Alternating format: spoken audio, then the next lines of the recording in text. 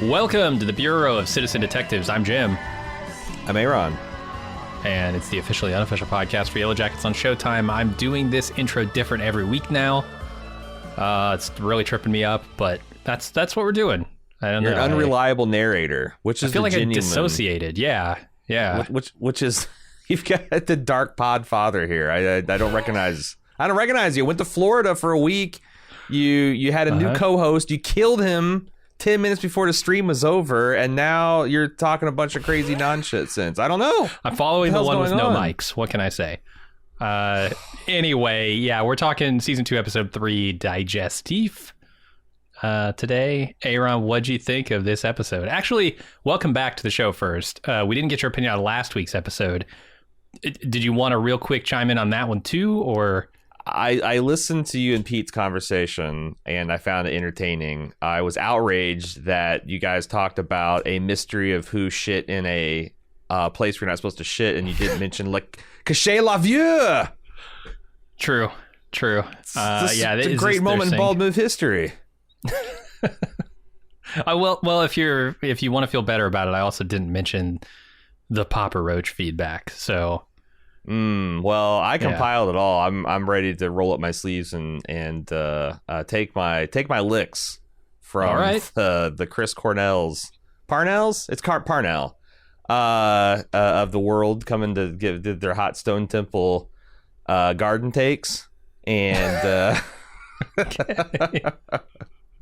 anyway. Wow.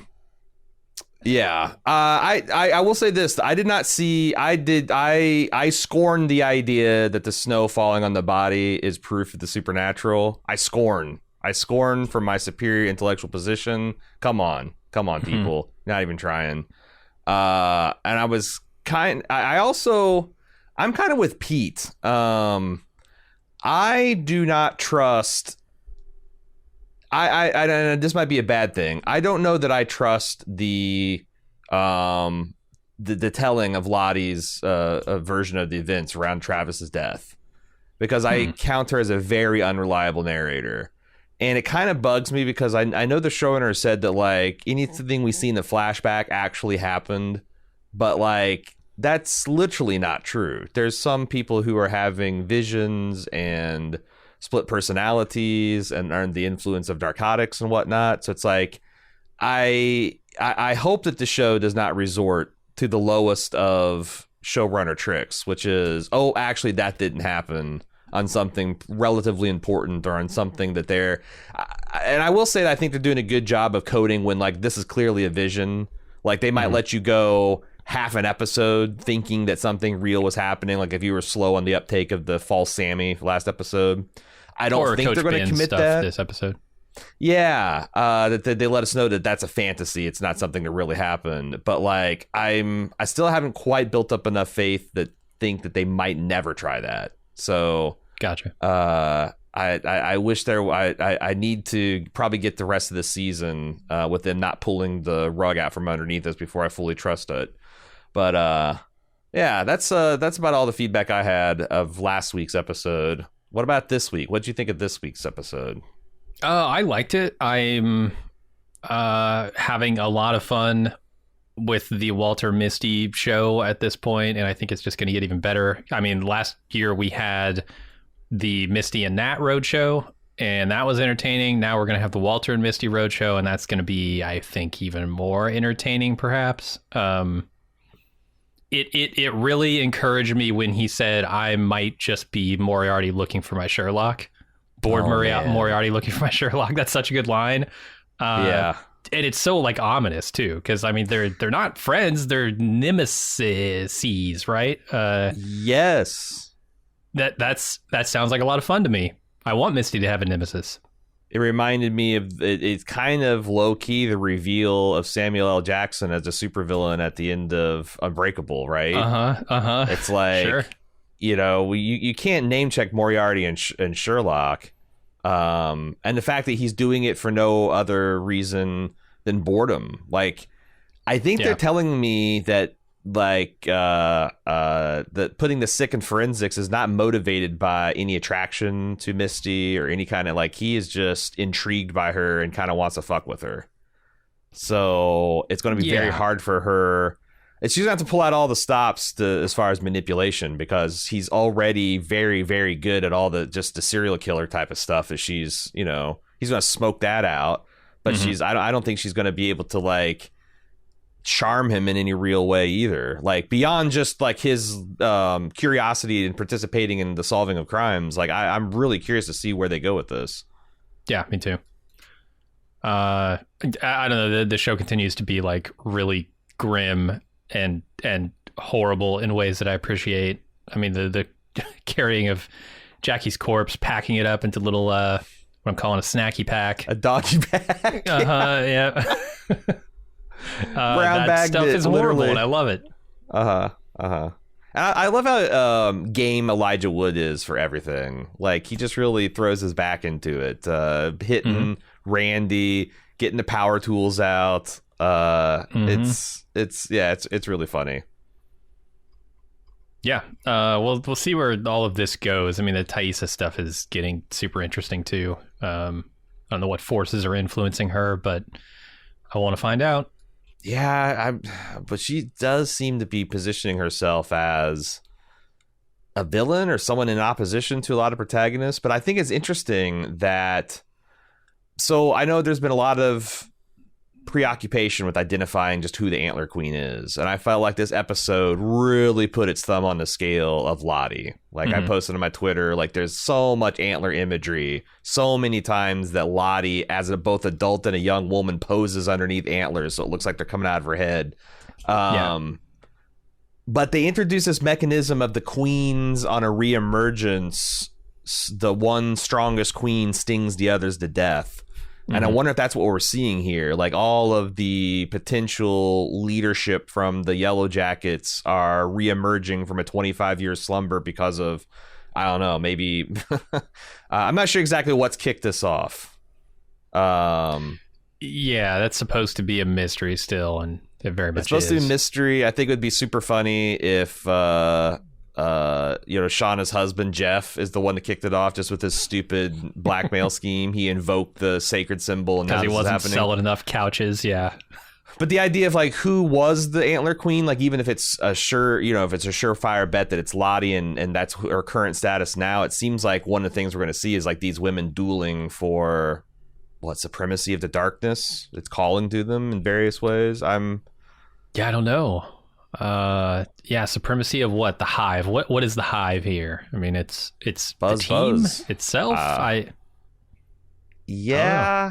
don't know, because like there's the hint that this is repeated before. The one lone survivor in the cabin who's got the occult symbol and died long ago, or he's actually the real Javi in a time loop. Whatever. Like there is.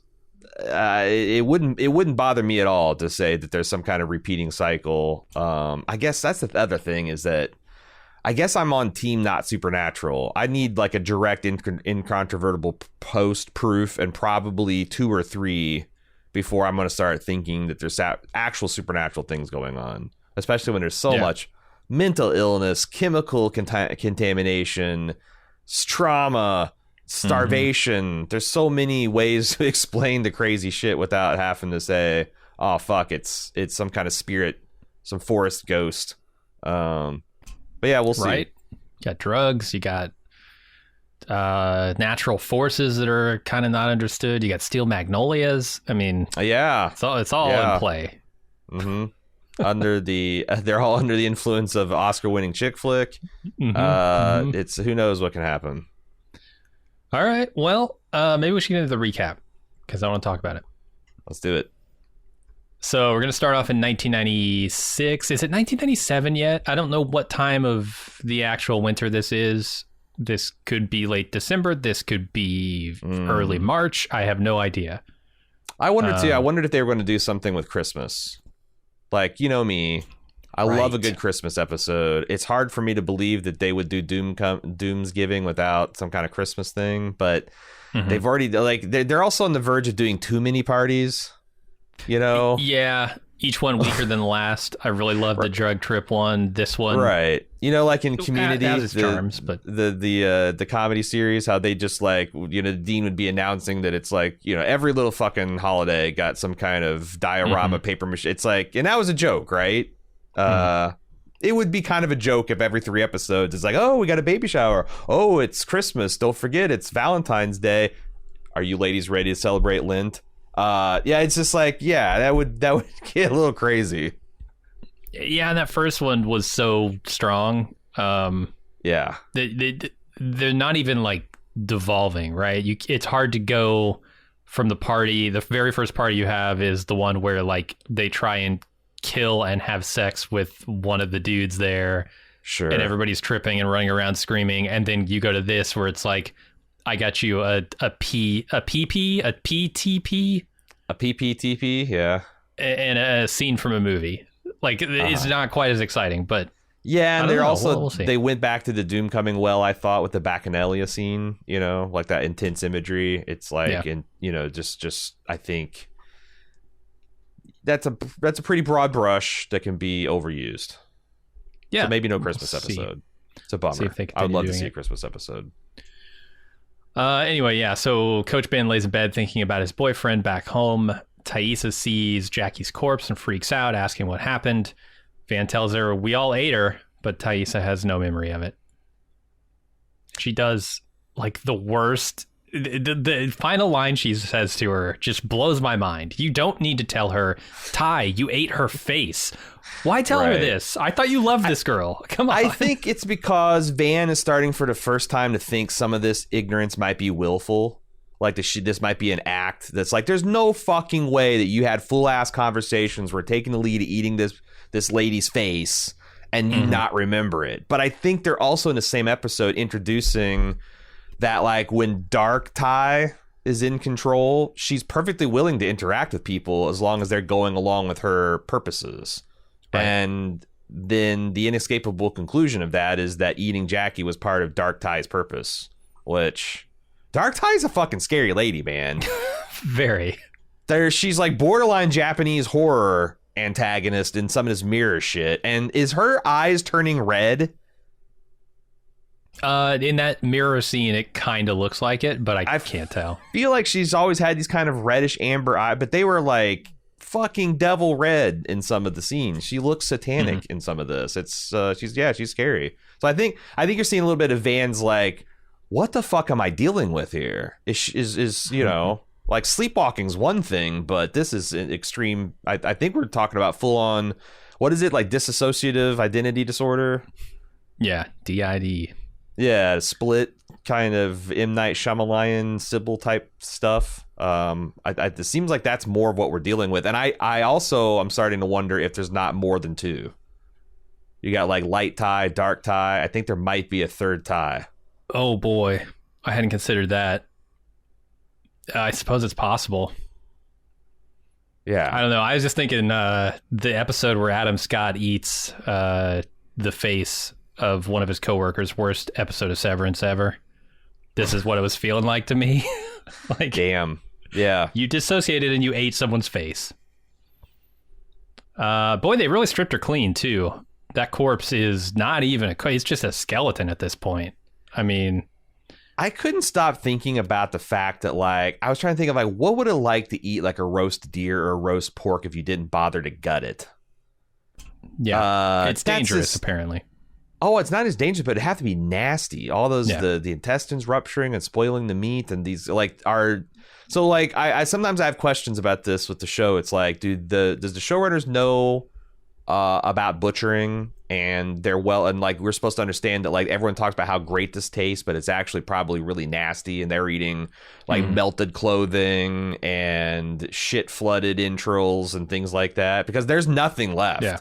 They picked her clean, or did the showrunners just think, oh, cooked meat, perfect to perfection, snow, blanket, moist, delicious, and, you know, they've never actually dressed anything in the field. Yeah, it could just be a rule of cool thing. Like, wouldn't it be cool if her whole corpse was stripped of all of its parts? Right. Or maybe there's a pile of guts and such behind the pyre that we just don't see. True. I don't know, but it was. But nobody, very unless they're going to suggest, which oh god, this could be a crazy idea. Or what if they'd suggest that some of because like they talked about how much time Talitha spent out in that meat shed. Talitha spent time out there. Talitha, what are you doing? Our producer spent so much time with Jackie in the meat shed that we didn't even notice Shauna was there. Gutting Jackie the whole time is what I was trying to suggest. I was trying to suggest that, is it possible that Shauna gutted Jackie and that's going to be revealed? It's possible, but you get to see that scene. And I don't think it's supposed to be an unreliable narrator or POV when we actually see them eating her.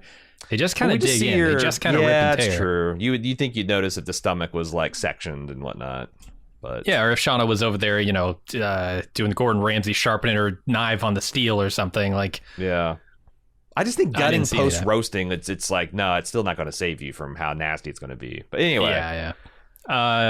I will say they ate a shitload of meat that night too. I mean, let's say she's like 95, 100 pounds of person.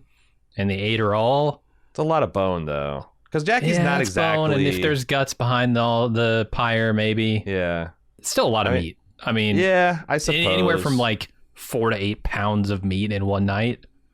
You think so, per person? Yeah. Cooked weight? I'm like, there's a lot of guys. I say Jackie, she's kind of bony. And she's also been starving for weeks. And she's got... You count for the skeleton, the organs, and all that stuff. But sure, I'll go. Even if you say 2 pounds of meat. That's a lot of fucking meat. Yeah. I have trouble eating like a 20-ounce T-bone or something. Like, you eat a 2-pound steak, you're going to feel that. I'm telling you. Especially if you haven't eaten much in a long time. Going to really shock that system. Yeah, cause you some problems. Let's talk about Coach Ben for a second. The VHS effect that they're using here was surprising to me. I don't think I've seen it in the show except in the intro. And they brought it over here to like the actual narrative, which this isn't their flashback effect, or is it their flashback effect, or is this like something specific to Coach Ben that they're going to do that is like saying, hey, this isn't actually real. This is more like a movie to him. That's a good question, because I take it that most of the interactions we saw were genuine. Me too. And I don't know. I feel like I have seen the stutter VHS tape, like when Lottie's having her vision, like in the very beginning of this first episode of season 2, where she's going through the electroshock therapy. It's like, was that not a VHS, or maybe that was more of just a like jumbled jump cut psychedelic type of thing?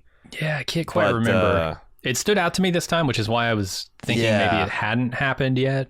But it for sure did stand out as being really noticeable, and maybe it's because when the other people are doing it, it's cutting back to like nightmarish imagery, like people dancing around on fires and butchering things, and he's just flashing back to an apartment scene with his boyfriend.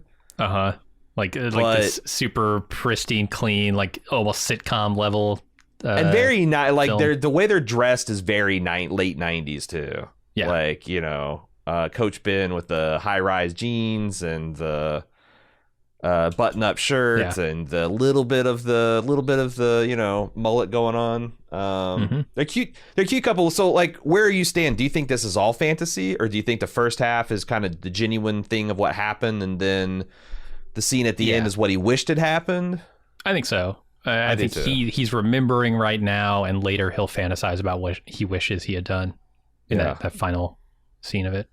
God, what a fucking mind trip. Can you believe? Like, you probably already, in a man in that position, feels low-key kind of guilty and ashamed that he is, to the extent that what his boyfriend's saying is true, that he's doing this more out of fear of living his life authentically to his family and to his community than, him really wanting, no, I really want to be there for the girls, and I take my... like, you feel like you already feel kind of low-key shitty about making that decision, and then to be in this trapped in this hell with these feral women who are now eating themselves, like it just must really, no pun intended, eat at you.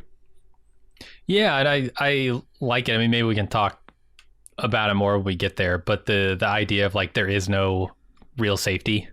You can make all the safest decisions that you think you can, and then something like your plane goes down in the Rockies and you're fucked when you thought you were making the safe decision. It just shows you have no real control. So, just live your best life, which is what Ben wishes he would have done.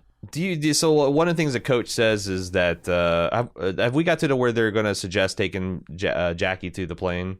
That's what we're about to do. Yeah, Nat decides she's going to move Jackie's corpse, and the rest of the group agrees with her, pretty much. Do you agree with Coach's assertion that it's going to make Jackie look like she died with the others? Not the way Nat leaves it. Fuck no. She put her bones into a parcel, set them on a plane seat with a rope and a tarp.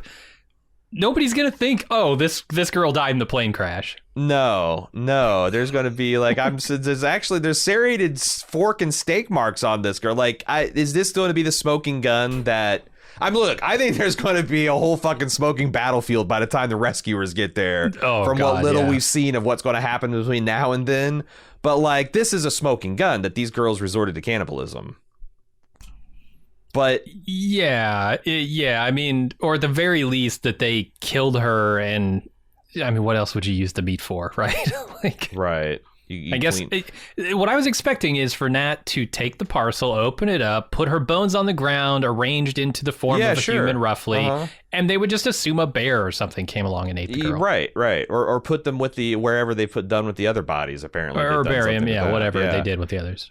I totally agree. I thought that's bizarre. It makes me wonder if it's going to that this will end up throwing people off the scent, because if they find these girls in this feral state, this Antler Queen cult, full on eating people, but like here is like they weren't trying to hide it. They bundled up. There's some kind of respect. They're trying to like maybe this will not seem, but it just me even trying to defend it makes it seem extra weird. Maybe Psycho Misty will come up with some morbid explanation for how that happened. Because I've always been fascinated by when these girls return to civilization, like what was the public perception of them? Was it, oh my God, these girls are forever damaged, crazy, people eating? Or was it these are very brave women who might have done a couple things that we wouldn't question when it comes to Chilean soccer players, so we're not going to do, like what was... I definitely get the impression it was more the latter. But I do wonder if that jives with like what they actually told the authorities. If like the authorities know more, but they decided to overlook it because of the trauma that they've been minors. Through. Yeah, what are you going to do? You're going to Yeah, I it's been something I've been fascinated with, and I was trying to think is like, does this tell us one way or another? But it's definitely not going to look like they died in a plane crash. No. All right, let's go to current day for a little bit here. Nat walks the grounds of the commune. She finds Lottie's quarters and runs into Lisa outside. Here, you mentioned a lot of the antler motif stuff going on. There are antlers on Lottie's quarters. I think that's important in some way. Probably she's the Antler Queen. Oh, yeah. Yeah, and there's not much to really talk about here. She's just kind of getting the lay of the land. Although, what is she looking for? Is she looking to get into Lottie's stuff? I think so. Yeah, she's looking to get into Lottie's stuff, and all that means to destroy her, right? Yeah, she's looking for dirt under fingernails. She's looking for vulnerability. She's looking for secrets, lies, contradictions, hypocrisies, all that stuff. Yeah. But she is drinking the shakes. Who knows what's in those shakes? She is drinking shakes. She's starting to wear the purple. I noticed that part before this episode. Little shawl thing. Yeah. Do you think that? I thought it's funny that Lisa thinks that she's going to intimidate Nat by butchering a chicken in front of her. That's like high comedy from what we know of Nat. Yeah. Do you think Lisa is possibly the wilderness baby? She appears to be the exact on that. I right don't age. like them necessarily. I've been thinking about this.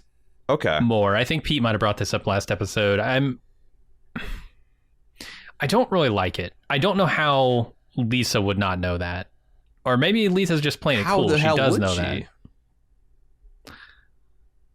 I don't know. I mean, kids get a certain age, they start asking about their background. I guess maybe Lottie doesn't tell her. Yeah, like, well, when I first was starting my work, your mother dropped her. Because, like, that's the thing. It'd be from a certain point of truth. a certain point of view true. Like Shauna's like, Sure. I don't fuck you, take her, Antler Queen, and it's like, yeah, friend of mine at the early beginning of my work dropped you off, and she was in too much pain to raise you herself, and she's gone, and we just don't. I mean, there's so many ways they could explain that. It just feels like she's one of the top contenders just because of the age range that she appears to be. I mean, the other top contender is she just gets eaten, but because I found it pretty ominous when Lottie was saying we're not going to harm the baby. But Lottie doesn't usually. But that's the thing. Lottie does not usually tell outright lies. Like, eating the baby would be harming the baby. I can't imagine any kind of double Lottie talk that could get around that. So, oh man, a lot of people view that as a passing to another plane of existence, another part of their eternal lives. If you want to do that's a certain point of view, twice removed, I think. Yeah, that's the Emperor giving you his certain point of view, not Obi-Wan. Right. Yeah. That's a person not in good faith translating, but. I don't know. We'll see. I'm not sold on that theory yet, but it's certainly a possibility. We talked about, I praised a lot of the actors and what a great job they're doing of aping each other and their physical proximity. I haven't talked about the one exception, which is the Natalies. I don't think that Juliette Lewis looks at all like her younger doppelganger, and they also, I don't think, act the same. And I wonder, is that a deliberate choice that they're supposed to show that, like, Nat has abused so much drugs and alcohol and everything else that she's kind of, like, got this permanent Jack Sparrow kind of gait, and just, like, the way she moves through the world is kind of that loosey-goose, like, marionette with her strings cut. That young Nat was very self-dispossessed, physically anyway. Well-coordinated soccer player. And it kind of bothered me. I'm like, yeah, old Nat doesn't seem like anything like young Nat. But then it clicked. Do you think that's the explanation, or it's just they're doing something else? It could be. I will say, as far as the looks go, you should go back and look at a picture of Juliette Lewis in like a high school yearbook, because I know exactly what like picture you're seeing, and I feel like I'm the crazy person not seeing.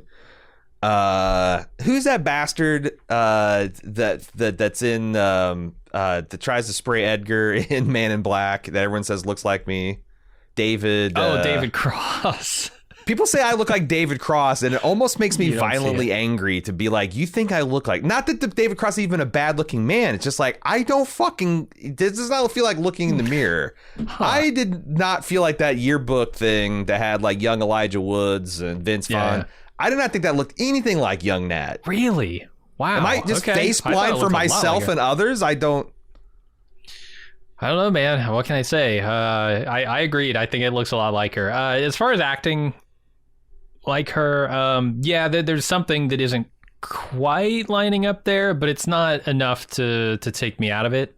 And maybe I'm just giving them a lot of leeway because, like, yeah, she's been in rehab like 5 times, I think they said, or something, and been through the trauma in the woods. She's only kind of just starting that out in the flashbacks that we see. So who knows? I mean, by the end of their time in the woods, maybe she'll be totally different and she'll match up more with what we know of adult Nat.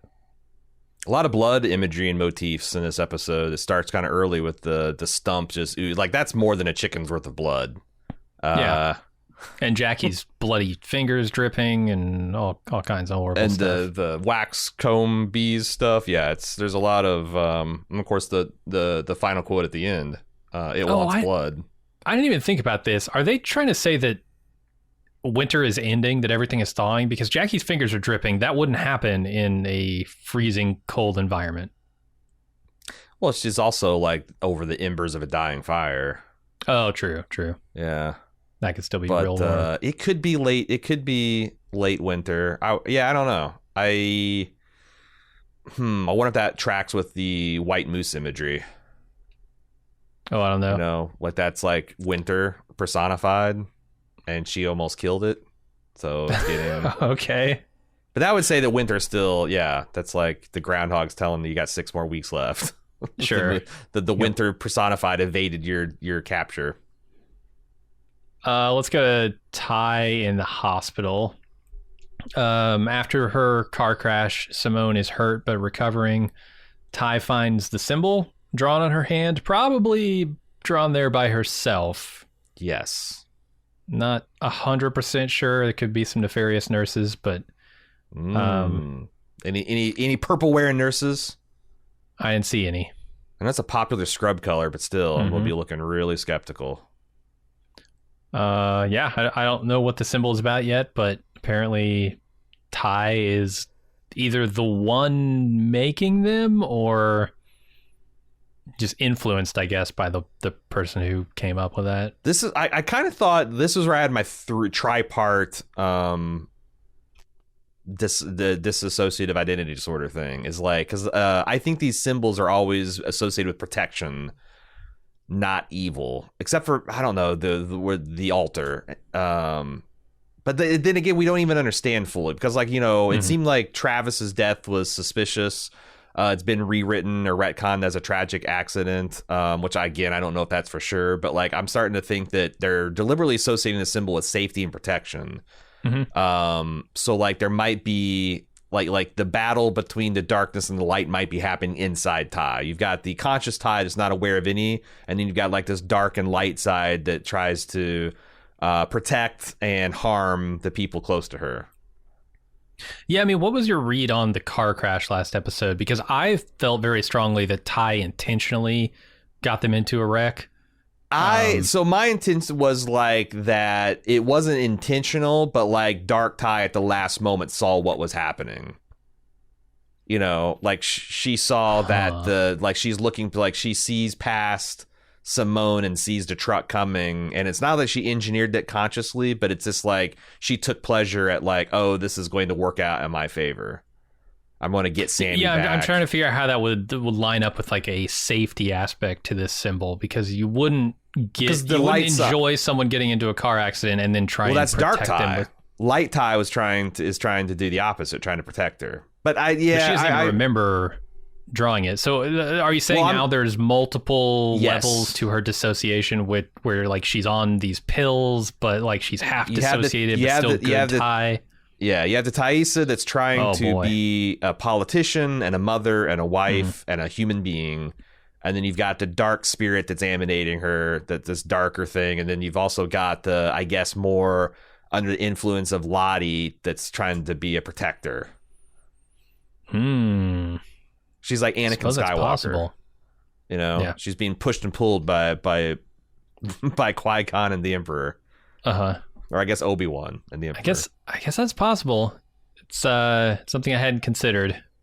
I don't know. I'm looking at it as Light Tai and Dark Tai. You'd have to ask who's the Emperor, though, because, like, you know, Lottie seems like she's the light side witch if you want to buy every one bit of her bullshit. But then what is the dark side? Who's pushing it to the other side? Maybe it is Dark Tai, but or the one with no eyes. That seems to be the force that's like animating her when she's dissociating. Yeah. I mean, I wonder if it's possible that Tai has been the source of all of these symbols, including the one that they find in the cabin with that guy. Could be. Is it possible that, like, during one of their nights out by the plane, she got up, walked over to the cabin, and, you know, was drawn there by the man or the one with no eyes and made that symbol there? It could be. The man with no eyes doesn't look like anything like the man in the cabin when we've seen him through Jackie's eyes. But there again, I'm skeptical. That's one of the things I'm like, I will sit up and take notice if I see the man in the cabin look exactly like he did in Jackie's perspective from someone else's perspective. Because that's either the filmmakers are fucking with this, or that's conclusive proof that there is some kind of, like, spirit at work here. Yeah, if you can get two characters with seeing him in their own POVs, the exact same vision of him, because, like, to me, it's like, that's like, this is more of like, well, maybe Ty's just got a screw loose and, you know, she's got a chemical imbalance or something fucked up inside her inner workings. Anyway, let's go over to Misty. She goes to the fake FBI interrogation, which is happening on Sick and Forensics boat, aka Walter. The witness turns out to be Randy, which is a problem. Pete called it, I think, last week that it was going to be Randy. Misty hides with the plan to feed Walter questions via a headset. I gotta say that maybe it's a bad thing that Randy shows up, but it's also a good thing because Randy's a fucking idiot. Mm-hmm. Like the fact that who buys that this is an FBI agent going on to this very obviously personal houseboat. Mm-hmm. You know, this guy who's got these weird socks and hiking boots and shoes and just like everything about Elijah Wood's presentation doesn't say government agent at all. He's in deep cover. Deep cover. I like the needle drop, Veruca Salt Seether. Oh, yeah. What a song, man. A great thing for Christina Ricci to kind of vamp down this pier, this dock to. Yeah, and I like it coming out of the Thai scene because it has that very like dissociative vibe to it, like talking about two different people, right? The Seether is like an aspect of yourself that is like scary and feels foreign. That stuff's pretty good. I was hoping when I heard that they're going to do this FBI routine that they were going to like do a Sculler Mulder thing, like that he would wear a suit and she'd wear like a pantsuit, because I think that would be hilarious and cute, but they're not really leaning into that aspect of it. Yeah, we've got time. They're still hanging out together, so. Is that in anachronistic? When did the X-Files come out? I thought it definitely came out while I was in high school. 1993. Before. So it would have it would have definitely been something that they, and also they're adults. They should definitely cosplay as Fox and Fox Mulder and Dana Scully. That's all I'm saying. That would be great. All right, Jeff laments that he's boring. He and Shauna are sitting at lunch. He's like, man, if only I'd taken the strawberry lube. Shauna says, look, that's not why I had an affair. It's because I didn't want to feel like the boring version of myself. And after lunch, Jeff spontaneously decides to take them to Colonial Williamsburg. Unfortunately, their van is stolen before they can get there. Shauna tries to prevent it from being stolen, but it's all too exciting for Jeff. Strawberry lube for bisexuals. I can wrap my head around that. I can wrap my head around Jeff's perception of bisexuals to include strawberry flavored lube. Okay, I'm with you there, Jeff. Goths? What part of the goth aesthetic would suggest that they would be into strawberry flavored lube? I don't know. I think there's an association in Jeff's mind that it's all like effeminate. Goths it's not are manly effeminate? Enough. Yeah. Yeah, he needs to watch the painting of the nails and all that stuff. I would assume Jeff's the kind of guy to judge that sort of thing. Okay. Yeah, I mean, he's painting with an extraordinarily large brush here. But yeah, but it's like I could have gone strawberry. I almost went strawberry. It's just really funny.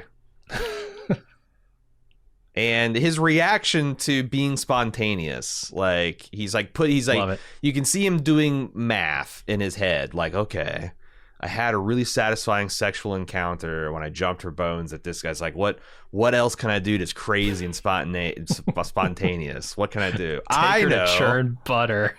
I want to go fucking take her to Colonial Williamsburg. Like and it's like, it'd be like if you were just like randomly driving around Indianapolis and be like, I want to go to Conner Prairie with my girlfriend, a hot date.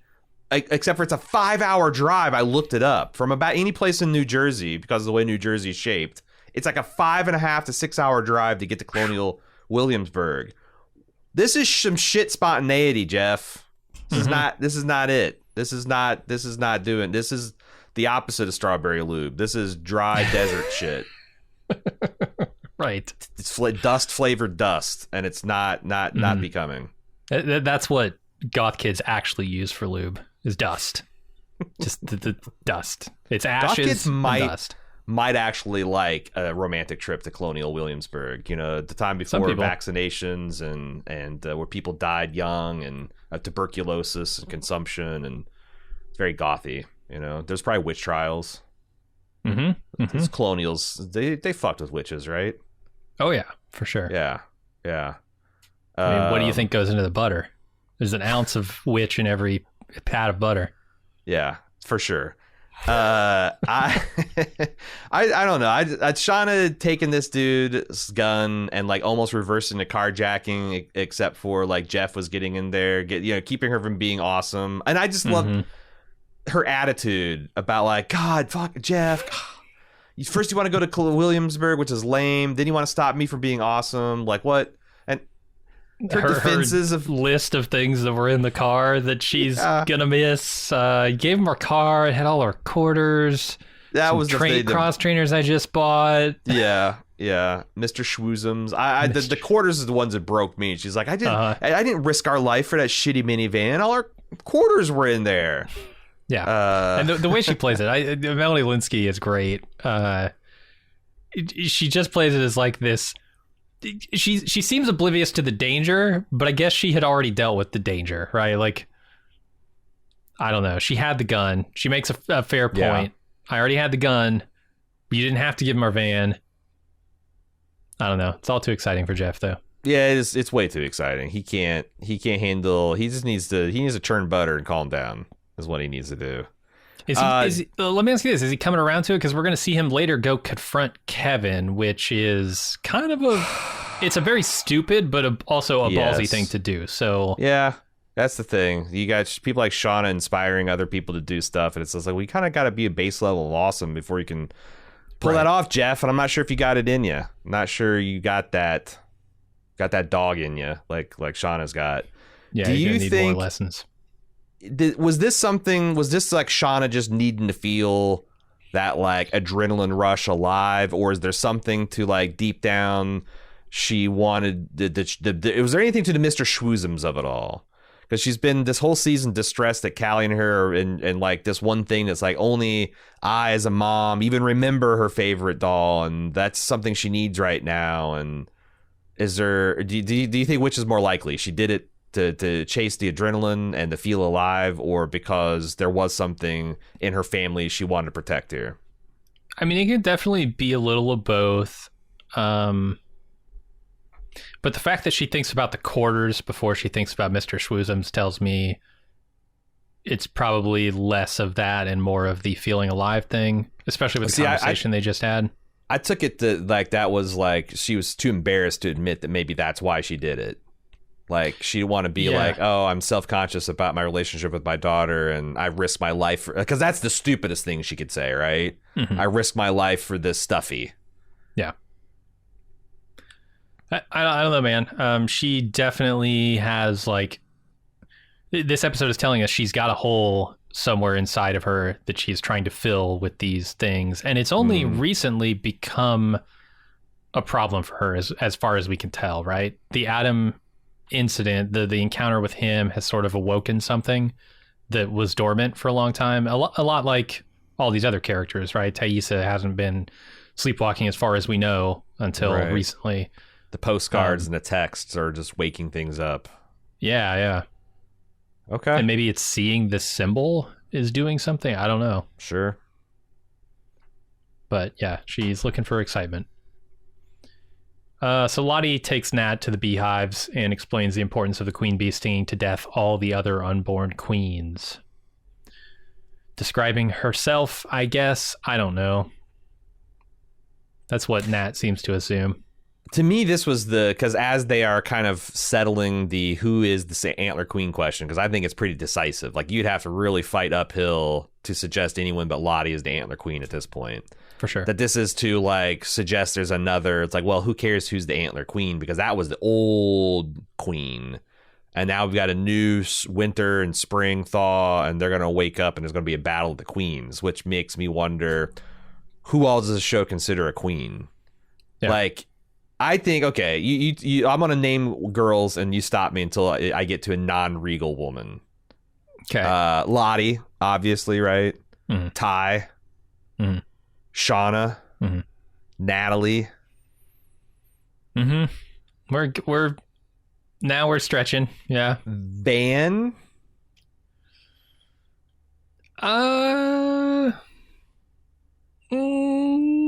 Maybe. See, I don't think Van's a leader. I don't think she's a leader. She seems like she's like the drone or the royal guard of a queen, but not. Yeah, I mean, adult Nat doesn't feel like a leader either. Not as much as young Nat, but like. But she's vowing to take down another queen. That's not a follower. You know? Totally, yeah. She's not a follower. And back in the day, she definitely was. She was like one of the few that are like standing against Lottie's bullshit. For sure. Yeah. I don't know where Van stands because she has a lot of like life and an opinion and like guts, right? I think she's a very strong person. I don't know if she's like she might have the qualities of a leader. I don't know if she's looking to be a leader. But what about Misty? No, I think that's too far. The acting is kind of introducing a new side to her character that she could be playing different, like, you know, like a Tai, except for consciously so. Like she has this, she still maintains the mousy Misty as her cover and camouflage, but I don't know, she could be pretty real under all that. Yeah, there's such a difference between the young Misty character and the adult Misty character, as far as their demeanor, right? Young Misty is always like ashamed of who she is and how people are perceiving her, and older Misty is very much like embracing all of that and using that to her advantage, how people perceive her. And I think part of this could be just like she learned how to act. She learned how to become someone else, become anyone she needs to be in the moment. I think this episode did a really good job of telling us how she kind of got from young Misty, who's very awkward and weird and shy, to new Misty, who is willing to do whatever. Yeah. Well, I am looking forward to see how this is fulfilled. This sting, one queen stings the others to death, and it's a natural. You know, this isn't out of. It's not personal. It's just business, essentially, to the queens. Sure. Yeah, we'll see. All right, let's go back to 1996. Nat packs up Jackie's bones to transport them to the plane. She takes the gun and heads out on her own. And Lottie tries to make Shauna feel better about eating Jackie. And Shauna says she's scared. So Lottie decides to throw her a baby shower. It's insane to let Nat go alone to bury Jackie, especially with the 7 one gun. Is what they said. And it's the one gun. If she falls off a cliff, gets mauled by a bear, freezes to death, that's done. They're done. Like, no, I thought it was a bad idea for her and Travis to split up last episode. Sure, that was insane. Because they can get hurt, they can get lost, whatever. But yeah, you're right. It's a bad idea. But who's going to tell Nat no right now? Right, and she spurns Lottie's encouragement and offering of mystic tea. But like I said, Lottie, she does come out pretty strong, saying the baby's going to be fine, and I've yet to see Lottie be actually factually wrong, and I'm clinging to that. Amazingly, they're able to make me think that Shauna is more fucked up with every single episode. This is another episode that I'm like, oh, I didn't realize the depths of how fucked up she is when she's talking to Lottie, and she's saying, I feel out of control, I don't know what's going to happen next. This feeling that she's describing is what she is actively searching for as an adult. It's the reason that she slept with Adam. It's the reason that she's like waving guns and stealing her van back. And like, there's something about this time of her life that she misses, which is really fucked up. What do you think about Lottie's insistence that she tries to quickly cover up that they're going to be welcoming a him into the group? Oh, because it seems like, because I drew that connection to like the man, the person with no eyes, which seems like a masculine figure. I wonder if there's some there. But like when Shauna called her, because like I don't like, that's the other thing is like I don't know why Lottie just can't be a chill. It's like she's like, oh yeah, I always think of like.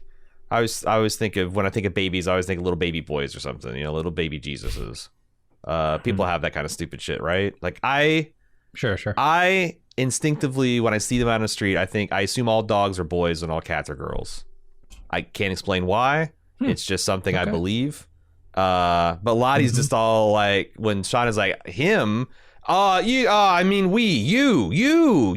to be. She just freaks out about it. You think Lottie suggested the PTP as a gift, knowing it was going to be a boy? I don't know. I feel like here's the thing. Like, I only had the one experience with the baby boy. It seems to me, knowing, because I have changed a few nieces' diapers, but it seems to me that a baby girl can piss on you just as easy as a baby boy. I feel like the PPTP is unisex.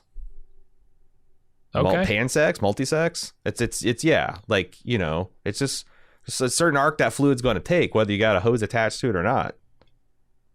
I've never changed a diaper. I couldn't tell you.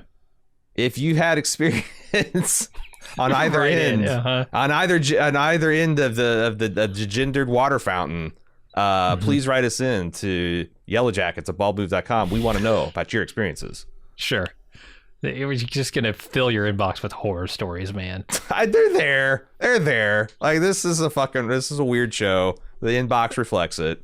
Yeah. Fair. All right, let's go to current day again. Walter and Misty interrogate Randy. He's not being forthcoming, so Misty has Walter hit him. He does it reluctantly. His excuse here. Randy's the dumbest. Randy's so dumb. Stupid. He's got this earbud in. He's talking to himself, and Randy's going to believe that he doesn't make the connection. Like, he must be listening to someone and responding to someone on the earbud. Right. Yeah. Not that he would know who it is. Not that it would matter, but, like, he's just so dumb. He's just so stupid. Like, I think that when an FBI agent gets up to leave himself at IBS, the interview's over. I think it's like it's an Article 3 of the Constitution. You're just allowed to leave. You're no longer being detained. You can just go. Otherwise, they would have brought a partner with him, right? Like, right. That's what you do. And it's also rich Misty insisting that you can use knowledge of what they did when they were in 5th grade. Like, this is the kid that made kid eat a frog, and like, well, you've changed a bit now, Misty. Do you think that Randy's the same? But fortunately, Randy has not evolved or moved. He is the, you know, we've all got that friend that still eats like chicken nuggets and mac and cheese and chocolate milk, and that's just like what they eat. Like, that's Randy. Randy is still eating Little League food and watching Little Rascals, I guess. That's the way he is. Yeah, I love that they've just made him the universal dumbass in this show. Yeah, it's so much corn fun. dogs and tater tots. That's his diet. Taquitos every once in a while. Sure, if he's feeling adventurous. Look, everything you've listed, I've eaten within the last 6 months. So true, but you have other things you eat besides those occasionally. Things. Yeah. Tostinos, pizza rolls. You know, there's nothing wrong with eating those, but if that's your entire diet, you know. Yeah. Let me ask you this. Walter here said, if this goes south, my attorney has instructions. Does he think he's going to die in this encounter? Or is he saying, like, if I get arrested or something? I took it the latter. That if he because I kept on thinking, it's like, you know, when he gets punched in the face, like, if Randy's just like gets the fuck up and like lodges a formal complaint with the FBI, because I do think that, like, the cops take impersonating them pretty fucking seriously, and I think the FBI might take them the most serious of all. You don't really want to do that. They will find you and punish you. So I thought it was the latter. Okay. Wouldn't he be able to talk to his attorney if that were the case? Maybe he thinks he's going to some. So he's worried more that, like, is he into something really weird? Is he in some weird shit that he doesn't want people to find out? Like, his lawyer's got instructions to, like, drive the boat out to international waters and scuttle it. With his hacking stuff? Yeah, it might not surprise me. Right. Yeah. Okay. That makes sense. Let's go back to 1996. Taissa builds a crib as a gift for Shauna's baby shower and talks with another girl about her sister's young child. I don't know who this girl is. Should I? I think it's Aquila. This is one of the girls who were recast between season 1 and season 2. That makes sense. So I'm don't surmising that based on what I was able to gather of some castings, but that's who I think we're dealing with. Okay. Misty and Crystal talk about eating people, and then Crystal comes up with an idea for Misty's baby shower gift. Are they suggesting that Misty suggested that they boil Jackie's bones to make broth? I think so. Oh, yeah, Misty. And it would have been delicious. Yeah. Not deviled eggs good, but not terrible. Yeah. I love Misty and Crystal together. I think perfect for each other. Crystal confiding that she absorbed her twin in the womb, and she's channeling it when she does all this acting. It's just like, oh, what these profoundly weird girls. I'm glad they found each other. Yeah. And then Coach Ben comes back into the cabin, and he has another daydream, I don't know, about his boyfriend asking him to move in and then them breaking up when he doesn't want to. This, I think, is still real. I think so, too. I think he feels a lot of guilt about breaking up with him right before this trip, and now potentially never having the chance to make good on that. And also they talk about these girls being vicious monsters in this scene, and what sets it off is like his hallucination of one of the girls wanting to literally eat him. Like, she's got the taste for man flesh, and she wants to indulge again. So clearly, has the coach just like resigned himself to I'm totally fucked. I'm dead at this point. I think it does feel very he's starting to feel very fatalistic. Like I can't. I'm completely at these girls' mercy. I'm got my leg taken from me. Yeah, I do. That feels like to me that he's feeling there's no hope. Doesn't even respond when Travis tries to talk to him. Yeah, he's near catatonic at this point. Yeah. Is he the next to get eaten? I assume. I don't know. I mean, if he won't eat other people because he's not a cannibal, he's gonna die of starvation. Before they do. How fucked up do you think they're going to get with this? Are they going to be like taking one leg at a time? One limb at a time? I mean, the next time they eat somebody, they better damn do it in a more orderly fashion, right? They better ration it. They better preserve the meat, to keep it out in the shed. Make sure they don't run through it all in a single night, because that's not there are only so many of them to eat. I was thinking that, like, because that's the thing, like, if you want to preserve, oh, Jesus Christ, what the fuck is wrong with me? Yeah, no, talk about this stuff, man. You do it one limb at a time, because it's like, you're using them as a refrigeration unit. Well, they're using the Rockies as a refrigeration unit right now. I guess that's true. It's cold outside. You don't need to worry about meat going bad if it's cold outside. Yeah, but that was my, like, the most horrific thing they could do to him is just, like, harvest his meat while he's still alive. Sure, that would be horrible. And, like, Misty can do that. Misty can do it. She's already demonstrated the capacity. And it's like, that's just so fucked up. I feel like this show's going to have a hard time avoiding something like that. So I think they're going to take him piecemeal. It would be yet another depth to take Shauna to that I wasn't seeing. So sure, why not? Yeah. Well, they talk about how, like, she keep on talking about, like, how she's had dismembering experience, and maybe they're just talking about butchering in general. The skin off. Well, and even last word they talked about cutting up Adam. They're like, I forget who suggested, it's like, oh, does this feel like old times to you or nostalgia? But, like, they've done it before, and Misty's literally done it to Coach before. They didn't eat his leg, but bet they're wishing they had. Yeah, right. Get some ice on that thing. All right, those are the prime meaty thighs. Like, that was right at the beginning when Coach had, he had some nice shape. Like, it's been ravaged by famine. Yeah, he's athletic. Yeah, but he is at that leg was at peak juiciness. And it's wasted, squandered. It's all downhill from here. Nat arrives at the plane and sorta lays Jackie to rest. I don't know. Sets her bones on a seat in a bag. Then she sees a moose that may or may not be real and tries to shoot it, but it disappears. I think it's real. It left like, when she looked back and it was gone, it left like what I thought was a clear trail. Like, it looked like a moose stampeded up through the door and slammed into it. Yeah, and I was looking at like the place where it crashes into the plane, and it looks like it was damaged in the same way. And it looked different than before when it was undamaged. So yeah, I think this could be real. I assume mooses. I assume moose can be albino like this, you know? Why not? Yeah. Or I forget what you call the. It doesn't have to be albino. I guess I'd have to have pink eyes if it does that. But like, you know, this kind of. It's like House of the Dragon, right? The whatever stag, the white stag. Yeah, is that what they call the it? white stag. Yeah, it's just a natural color variation. But I was thinking, like, man, this would solve their food problems for probably the rest of the winter if they could bring this thing down. This thing looks huge, right? Nat, come on, you failed. Do you like eating people? Because that's what you're doing now. Should have taken better aim. I like the because she looks like she missed wide left. I do like the idea of this being the personification of winter, and like it might be an arc that they have to hunt it and then they kill it and then the spring will come.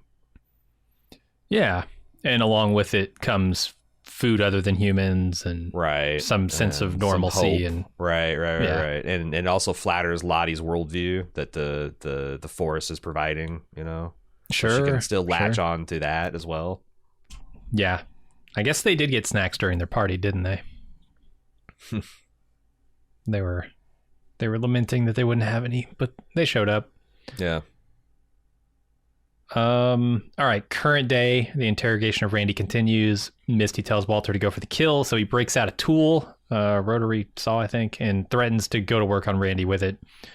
Randy tells him there was a weird group of people in purple drinking all the Fanta in the soda machine at the motel, and Misty and Walter realize he knows nothing and let him go. Randy does not know any of the bills of the Bill of Rights. I mean, that's the thing. It's like, if you didn't think this was bullshit before, like the fact that like this, you're not at a CIA black cell. Even if this is a real FBI, they're not going to take out a Dremel tool and go at your kneecaps with it, man. But what do you think? Okay, so we found a lot of stuff here. Obviously, we knew that there was Lottie's group hanging at the hotel monitoring Nat, and they quote unquote saved her, whatever. Mm-hmm. They're all wearing purple. They all came in one van. What do you make of the Fanta? Is there some significance? Is this like an ICP thing? Is this what's happening here? I don't know. I was wondering, like, that's a very vivid detail that Randy. Mm-hmm. Is it just that he's annoyed that someone drank all the Fanta and he wanted it, or is they're trying to say something about this?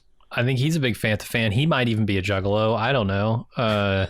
Randy is not a juggalo. He could be. On the weekends. Who knows? I feel like he's too stupid to be a juggalo. You're selling. Who are you selling short in that sentence? I mean, Randy, I kind of thought about it as I was saying it, but like, I feel like you have to have some kind of coherent worldview or ethos to be a juggalo. Okay, yeah, I'll give him that. You know, and just Randy doesn't have these, no thoughts. Yeah. Not only does he not know how a magnet fucking works, it's never occurred to him to ask. Fair. The insane clown posse, though they be insane clowns, have at least pondered the mysteries of the universe. Randy's content to just eat his corn dogs. Fair. To answer your question, I don't know. I don't know what's up with the Fanta. I think it's just a quirk of Randy. All right. Trying to say, look, this guy's... Because, I mean, they could have gone with all the Coke. They could have gone with all the Pepsi. They could have gone with a name brand. Fanta's the cheap product placement. You don't have to pay him much to license their shit in conjunction they're saying with something about killing Randy and human consumption. See, a lot of restaurants, a lot of food products would have a problem being placed in that product. And Fanta's like, fuck no, man. We'll quench whatever you got. We'll quench it. Got any kind of thirst. All right. So 1996, Misty gets acting lessons. That's it.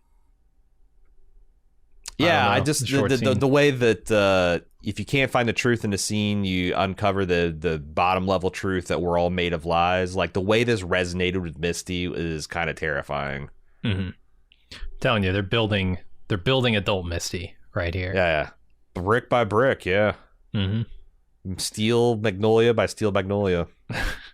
Taissa gets up in the middle of the night to sleepwalk. Van goes with her and asks her questions about what she's doing.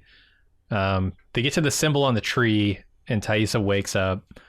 Van asks her who the one with no eyes is, but waking Tai has no idea. We don't get the name of the other person that exists within Tai. Mm-hmm. They're teasing us. Yeah. Do you believe that she has no idea? That she... Yeah, I think waking Tai, I think it's fully Okay. dissociative. I don't think she has any recollection of what happens when she's asleep. Based on the way she reacts to eating Jackie's face. I agree too. And all this stuff. But so it seems like that Van has to make a realization that this isn't your average garden variety sleepwalking. Also, the other thing that's interesting about her and Van is there's some real tension between her about how they view Lottie as well. Yeah, Van's way more into it. Yeah, even though Tai is at the heart of all this Lottie witchery crap. I think that's really interesting. Yeah, and I mean, seeing like her go to these symbols is definitely going to raise questions about her in Van's mind. Oh yeah, it's going to be interesting because I know adult Van is going to be in this season. I think I know some of the context around it, which I won't talk about, but like, is there going to be a rift that happens with them in the wilderness here?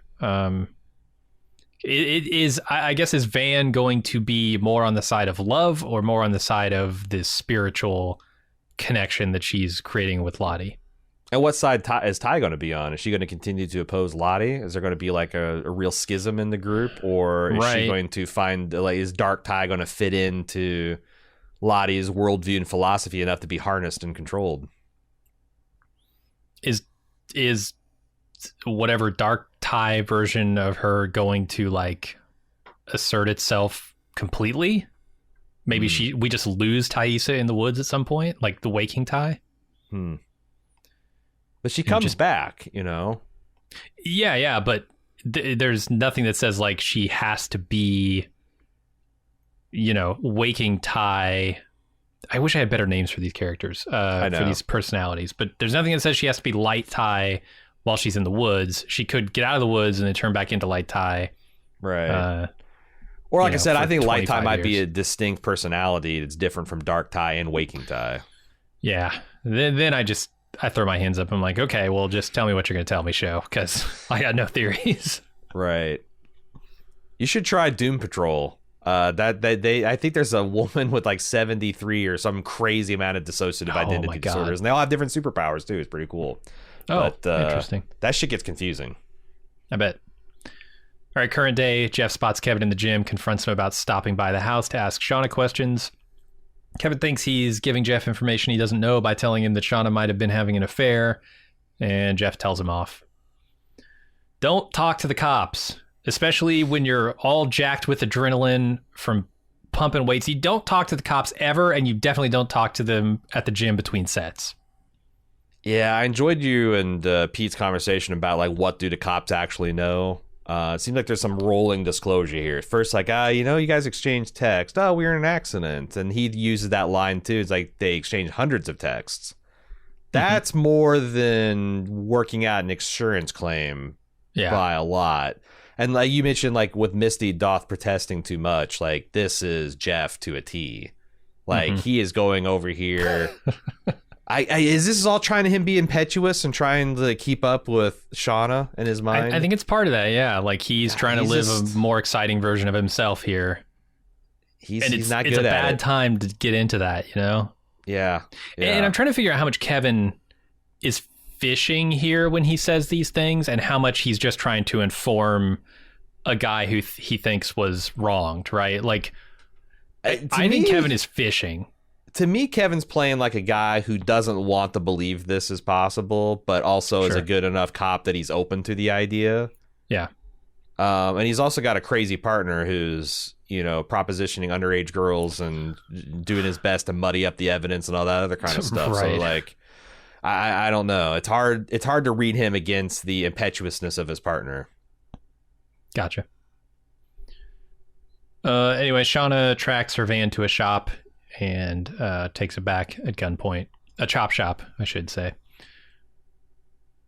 Why does Shauna want to kill this guy so badly? Is this just a follow-on of the excitement, the exciting version of herself that she's trying to reclaim, or? Well, let me ask you this. Do you think that she's telling the truth? Because I think her hands were initially shaking because she's a little afraid.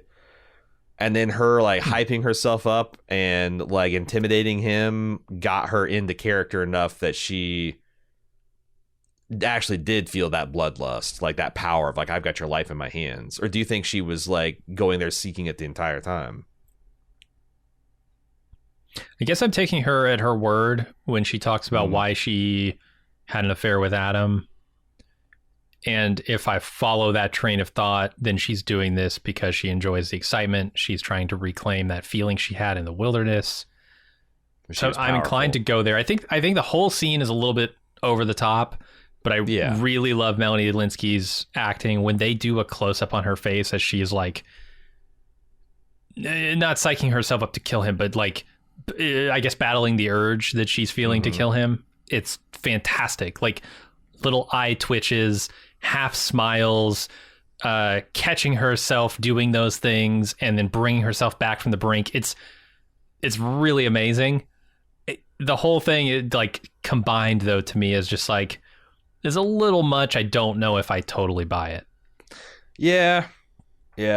I was nervous the tail end of this scene because like she relaxed so much as soon as that guy gave him the keys. I just kept on thinking that, as soon as she turns her back, he's gonna shoot her or someone's gonna sneak up behind her.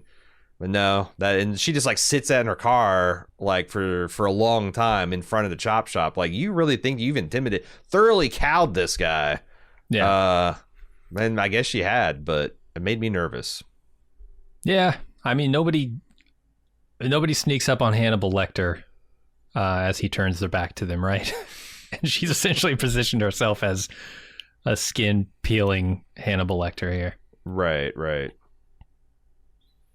But I do love, the thought that, well, she's peeled human skin, because I don't think she's talking about Jackie's cooked skin. I think she's talking about butchering skin. Oh yeah, you don't peel cooked skin like that. You think they're going to show us that? They're going to show it, right? I mean, they showed Jackie's. I think this show's going to get really grizzly. Gross. Yeah. It's just going to be, don't shake your head like you're not looking forward to licking your lips, you sicko. You like this gore. Oh, I am. Yeah. You don't get the... me shaking my head is for the benefit of the people who don't. I mean, I'm into it. Yeah. You just want... I'm the goth kid drinking Fanta, listening to ICP, and going, show me the bones. Yeah, I hope it does, because the one thing that I just find deeply unpleasant is the like the torture porn, like the Saw stuff. Like even though it's my idea that they would take Coach Ben piece by piece, like I really don't want to see that. That would like be pretty hellish to watch for me. So I'm kind of hoping they don't do that. Yeah, but... that speaking of the X-Files, that horrible episode of the X-Files with the woman under the bed? Is that all I have to say to get you to... yes. Yeah, that one scarred me for life. That one might have made me as fucked up as I am. There was a lot of really creepy, scary X-Files episodes. Yeah. I won't say too much about it, but holy shit, that episode. Yeah, you must have gone more into the fascination aspect, because I was more of a revulsion on that stuff. Gotcha. I like to see the edges I'm of steeling myself humanity. for this show to get really fucking gross. Really, really biologically gross. Let's go back to 1996. Coach Ben imagines a scenario where he didn't get on the flight and moved in with his boyfriend instead. Now we get to the part that is imagined, obviously. But I do like the point. There is no safe, right? You can make all the safe decisions in the world, the safest ones you can possibly imagine, and then something you can't imagine happens. And oops, that was not the safe path. So what's the point of trying to live safely? Just live the way you want to live. And you can almost see this as like a very special episode of 90210, where it's like this way. It's like, very late 90s. I'm going to be who I am, and I'm going to step out, and it just felt like a little throwback to that kind of thing. And it's his fantasy, of coming clean, living authentically. And if he had done that, he wouldn't be here. And I like that touch of you know, as he's getting the tail end of his speech to his boyfriend, you see on the news that the plane went down, and then that kind of puts him back into. It puts us back in his head and seeing them in processing the horror of like, God, just because I was avoiding this particular shame and going through something I didn't want to go through, now I'm going through this. Oh my God, what a nightmare. Yeah. And I think the entire time here he's starving to death because he didn't eat any of Jackie. And there are no rations left that are non-human. Yeah, I think he's the next one up on the chopping block, perhaps literally. And they can't wait to, because those thighs getting skinnier and skinnier. They're atrophying. They're being robbed of calories. It's just the juice won't be worth a squeeze if you wait another week or two, guys. Come on, chop chop, literally. All right, I'm sorry, Coach. You don't deserve this. You really don't deserve any of this. He doesn't. Let's go to the baby shower. We see Mystery performing a misplaced monologue from Steel Magnolias. Travis checks in on Coach, who seems weird. What is with the Steel Magnolias scene, man? I love it.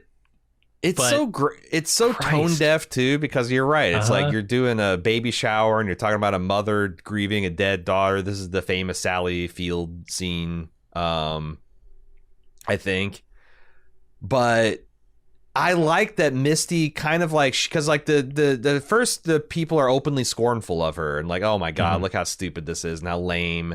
And I think 6 months ago that would have derailed Misty, right? She had run from the room crying and locked herself in the bathroom at the, you know, all that kind of stuff. But like she like fully commits and powers through, and I think by the end the girls are genuinely impressed with her. I think so. I had a hard time telling because they are kind of laughing, but also they've never applauded Misty before. Yeah. I know like Crystal kind of prompts it, but they clap for her. Right. And like I said, I looked at the faces and there was this kind of admiration of someone who, even if you got to give it, it's something about like standing in the face of the criticism too. Sure. You know? Yeah. Showing some bravery there. Right. Yeah, and Misty has proven herself several times. She's also proven herself to be not very trustworthy and stuff as well. She might be the bucket shitter. We'll throw it out there. Yeah, she might be the bucket shitter. Who knows? But yeah, I think the girls are taking a little more of a shine to Misty in this scene, which is nice. All right, current day, Tai takes her meds, but they don't keep her reflection from talking to her. And then she leaves the hospital. What does this reflection say? Go to her. That's what I thought. I at first thought it was go to work. And then the second time through, I noticed it was go to her, because that's the thing that makes the hand gesture make sense. Because that's clearly Van. You know, it's supposed to mask. represent Van's bandages. Yeah, I think so. Yeah. And thank God. Like I was wondering, like when, like we're 4 episodes into this, when are we going to get to Van? Adult Van. Yeah. Seems like soon, very soon. Although I don't know what is with the phone call at the end of this. So Tai calls Jessica Roberts' phone, as best I can tell. She just doesn't know that Jessica is dead, right? I assume Jessica's dead. Who's Jessica Roberts? She's a reporter that Misty had tied up and poisoned last season. Yes. And I think she's dead, which means she's calling a dead person. Does she know this? Probably not, right? Probably not. Is it possible Jessica lived? That's what I'm wondering, because we never actually Well, we talked about that. Poison she put in her cigarette. We were both pretty certain that Misty wouldn't be so sloppy to use an almost amount of poison. Like if she's going to poison you, you're going to die. Yeah, and I think it was her intention to kill her. So I think she's dead, which means what is Taissa trying to get out of calling Jessica in this moment? Would you consider it a rug pull if Jessica is not dead? in the same episode, they would also have to give me a pretty solid reason for Misty not to kill her. And then maybe. But yeah, it would be more rug pull than not, in my opinion. Okay. I think it'd be pretty rug pully, yeah. Speaking of Misty, she realizes that the purple people could have been using a credit card in the soda machine, and Walter offers to look into it. Then Walter asks why she's been downvoting his Adam Martin posts, and she makes up some story. And she also finds out that the nursing home meeting wasn't accidental, and Walter claims to be a bored Moriarty looking for his Sherlock. It's a wild scene. Does Misty really not think that Walter's going to check up on her story? All the details are so verifiable. Like in the negative, right? Like he could go to Adam's mom's house and get into her good graces, ask about Misty, and it's going to come out that she's never even talked to her. She doesn't know who she is.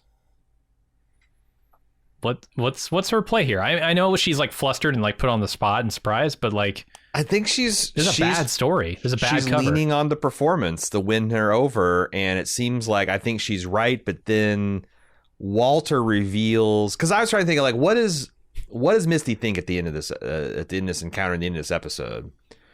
Because it looks like she's warming up to me, the Sherlock Moriarty, but like. I in my second watch, I wondered it's Walter, not Kevin. Is Walter letting her know by dropping the fact that like, oh, you mean Svetlana? Oh, that was just a whole cover story. Do you think he dropped that just to kind of show her that he knows that she's lying? Yeah. Like you spun up this whole backstory that you expected me to buy, and I spun up this whole backstory that you did buy. Yeah, that's the thing. I think that they are painting a picture here of Walter being a better version of Misty. Yeah. Being more cunning, more capable in his research. I mean, she or can't maybe hack, he doesn't underestimate her where she is so far consistently underestimating him. Fair, yeah. She just thinks he's the annoying guy who's like half onto their story, right? Their crime. And I feel like the more she warms up to like, oh, this is a true foil, the more she's excited by the prospect. And the more I'm excited by it. Like, I want to see them do battle, you know? I want Moriarty and Sherlock to go at it. So yeah. Plus, it's been a while since I've seen Elijah Wood play a fucking dead-eyed psycho. It's been like since Sin City, right? I think so. Certainly for me, yeah. Yeah. So, and he's pretty good at it. So, yeah, let's have a battle of the psychos. Sure. Let's go to Shauna placing Mr. Schwoozums in Callie's bed while she's asleep. And then Jeff gets home and wonders how the van got back. And Walter texts Misty saying that the credit card is from Sherry Corners, New York, and inviting her on a road trip.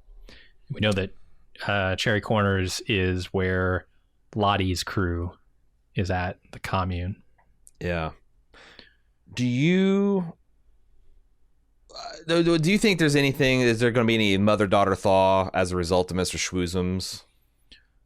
No. They kind of play it that way, but I'm skeptical. Yeah, I don't think that Callie even registers that anything happened here. She's asleep. Or if she does, it's going to be like, Jesus Christ, Mom, you think this 6-year-old doll is going to win me back when you're killing... Yeah. Why was it in the van, number one, instead of in her room somewhere? That's a really good question. It's one of those things where it's like, it's got to be... I feel like it's like, as you stop being attached to your stuffies, maybe like when you're in that, tween separation where you're just caught between kid and adult, that you start losing track of them. And then like one day you're just like, oh shit, I brought Miss Stuffy to grandma's house in a van and is in the back seat, and then I just forgot is back there. Sure, it's like Woody from Toy Story, right? Yeah, you're just forgotten. Just lose track of him. Yep. Yeah, and it's no longer you're gonna cry until you find it. It's just kind of like a bummer, and then everyone forgets. I think. Okay. But how the fuck did Shauna know it was there? Because mom's done everything. Yeah, I think so. Jeff kind of gets at that a little bit, like when he says, "Yeah, when she was 6, this was this was her favorite thing, and she loved it more than you, maybe." Yeah. But that's stuck with Shauna, right? Like Shauna still views her daughter kind of as this 6-year-old who really loves this stuffed animal, but like that was 10 years ago. So I don't know. Anyway, I really think this road trip with Walter and Misty is going to be fun. I hope that Misty drives, because otherwise they might make a stop over at Adam's mom's house or something. Really blow her story up entirely. That's got to happen eventually, because that's the other thing is like she's told this enormous lie, and when is she going to have to come back? Because like as soon as she does, God, she's just in a lot of danger, man. Because ostensibly she wants his help to investigate this one thing, but it's also the Adam, he's going to constantly be trying to prove, if anything, the more she denies it, the more he's going to want to prove it to her, and in doing so, it's going to blow up her whole spot. So. I do think Walter needs to watch out, because as soon as the connection to Lottie is made with Misty, I think Walter is expendable. Well, I was going to say, do you think this is going to end in a confrontation between Walter and his death, or do you think this is going to end in him and Misty joining forces? I think probably his death, based on the Sherlock Moriarty I want to say the profile of the actor. Like Elijah Wood is a big name, but also but there's a lot like Christina Ricci is pretty big, Exactly, yeah. Juliette Lewis is big. Like all these, right? There's some big names in this show, and how big is Elijah Wood lately? Right? Yeah, he's in Lord of the Rings, and the thing is, Elijah Wood is made in the shade for life. He can just do whatever fucking weird thing he wants to do the rest of his life, and that's kind of been what he's done. So it's kind of his character in the show too, which is weird. Like he says, like, yeah, I got the cash. He's got this super fancy boat. I mean, that you do wonder about his backstory. Like, did he is this Bitcoin? Is this day trading? Is this hacking schemes? Right? Is he doing ransomware stuff? And yeah. Because he does seem like he is set up. Yeah, but he better watch out, because he might be set up, but Misty is fucked up. And she will take him out at the drop of a hat if she thinks it's in her best interest. So Lottie's conducting some kind of group therapy session and invites Nat to participate. When she agrees, Lottie calls up Lisa, the girl who Nat stabbed, to work through her emotions over the stabbing. It starts with Lottie giving her a fork and permission to hurt Nat, but it ends in her hugging and forgiving Nat. Yeah, I mean, this is another more Lottie bullshit. Tons of Antler Queen imagery. She stands right underneath this whole pile of antlers. It's a chandelier. I did notice that Nat's wearing the purple shawl, so it shows like she is at least feigning loyalty to Lottie in this scene. Or she's just cold. I mean, they snatched her in what she was wearing. All they got is purple shit there, yeah. Right. I don't know. I didn't know what to make of this scene. Like, they invite Lisa up here, and they give her permission to hurt her, and she does the like eye twitching. There's a lot of unhinged eye twitching in this episode, and then she just goes and gives her the hug instead. There's the whole like, what is there to forgive? You guys kidnapped her and had her chained to a bed, and she tried to escape. Like, sure, you might still feel some anger and resentment over them trying to stab your eye out, but plus she understands. We're just completely wholly accepting Lottie's frame of, I was saving you, Nat, and she had the gun in her mouth, so there is that. But like, honestly, that asks a lot more questions than it answers, and I'm kind of getting a little impatient to get to those answers. Like, shouldn't Nat at least question the narrative here? Like, is she? I know she's free to go, supposedly, but I don't know. They're playing a game. Like I said, she's trying to investigate Lottie and blow her spot up. Lottie's trying to save/break Natalie. Yeah, it does feel to me, and I've thought this for quite a while now, that maybe Lottie was trying to save the group as opposed to having any nefarious purpose. These symbols that were sent out. Yeah, we're sent out to save them, not to harm them, or not to like blackmail them or whatever. That's starting to make a lot more sense. I think that Lottie doesn't quite know what she's dealing with either, though. Like this vision that she's going to have of this beehive with all the blood on it seems like a surprise to her, a turnaround in what she thought was happening here. Yeah. It's not a manipulation. It's a sincere thing that she's happening to her, that she has no control of, and that she finds shocking. Right. Which to me says that she's going to have a battle on her hands if she isn't in fact trying to save these people from something. But I don't know, man.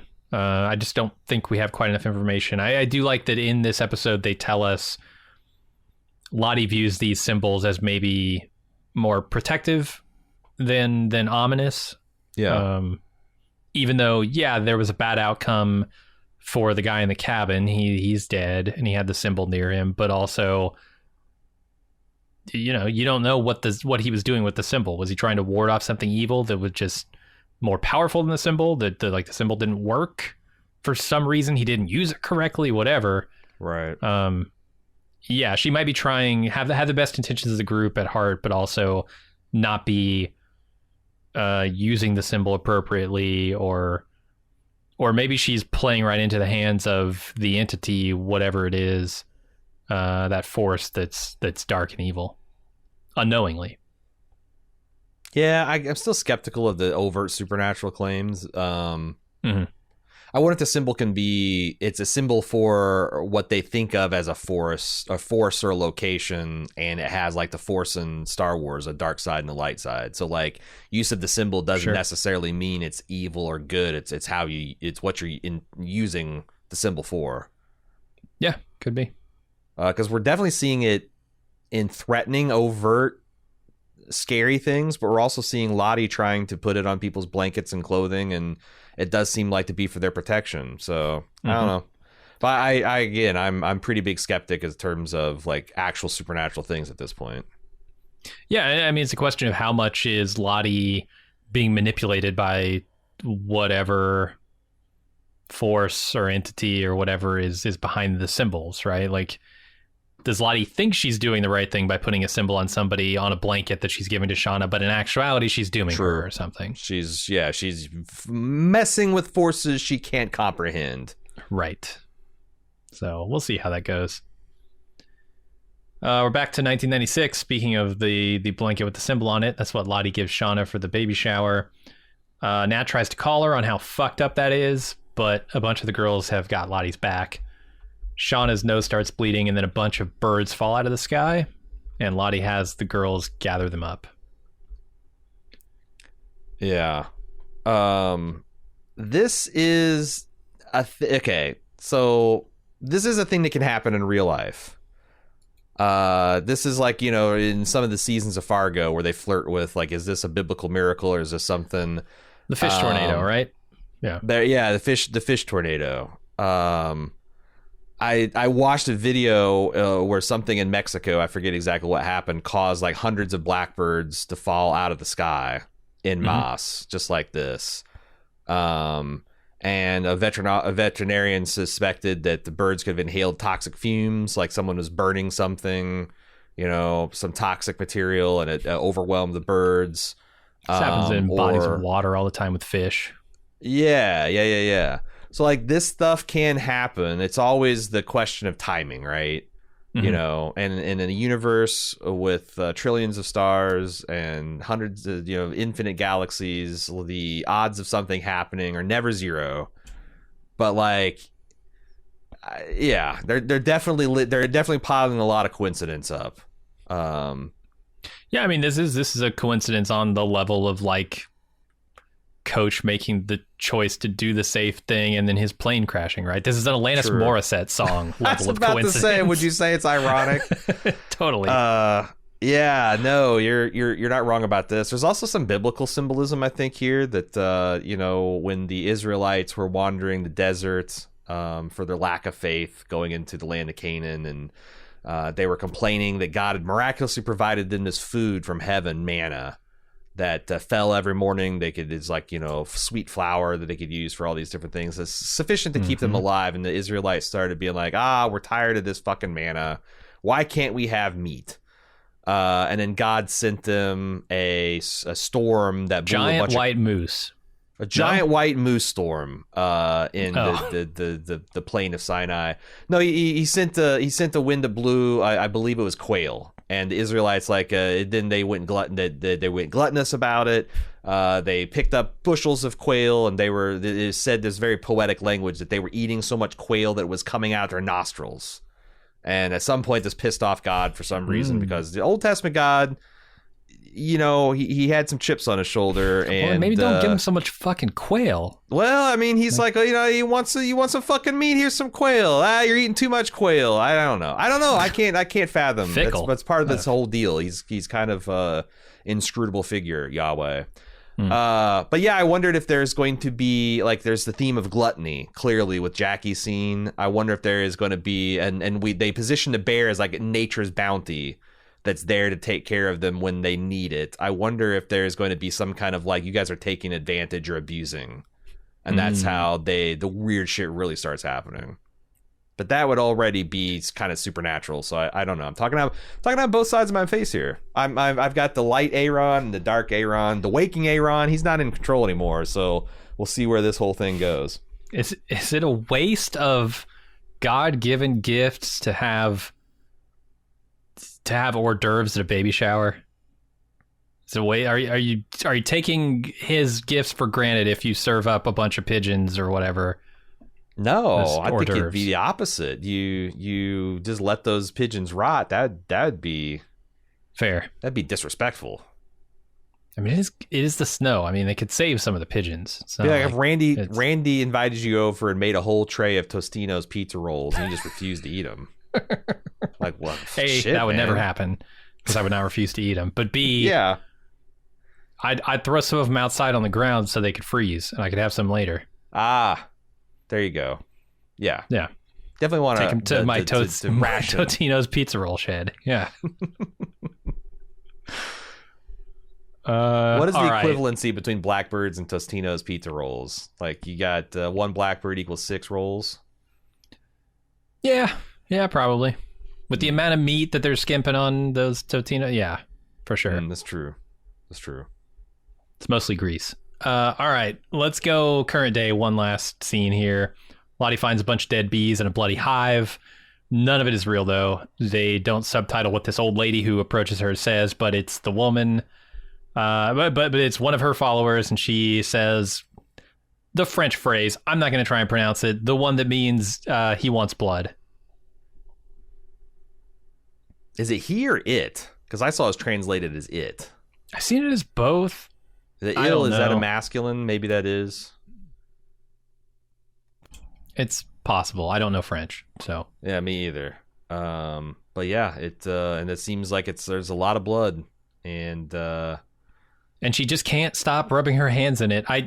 This always bothers me in TV shows when people know something is obviously blood and they're horrified by it, and then they just rub the blood all over themselves. Right. Put it in her skin, all covered in yellow. But she is having a psychic break, and it's not real blood. This is all happening inside the theater of her mind. So I guess true.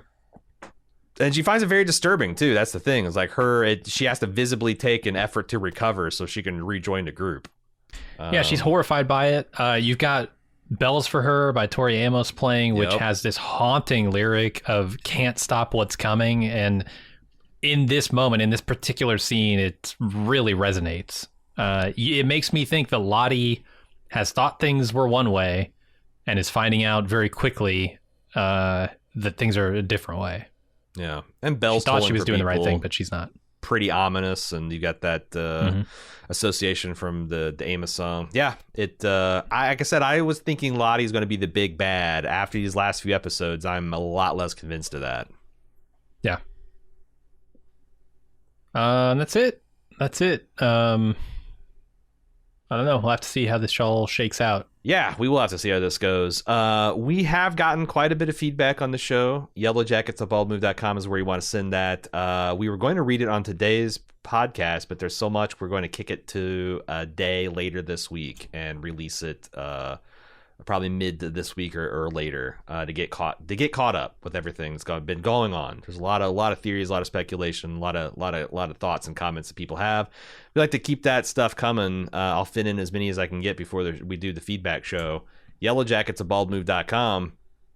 Of course, if you'd like to follow everything we do here at Bald Move, because we're in the throes of Picard, we're in the throes of Mandalorian, we're seeing a Nick Cage movie, Renfield. We're doing a retro show movie for the Sand Pebbles. There's tons of stuff going on all the time. Best place to follow us is Twitter, twitter.com/baldmove. And, of course, if you'd like to support us, get ad-free feeds and tons of bonus content, check out support.baldmove.com. All right, that's it for our Yellowjackets main sequence coverage. Again, be looking for the feedback episode out later this week. Until next week, I'm your host, A.Ron. And I'm Jim. See ya.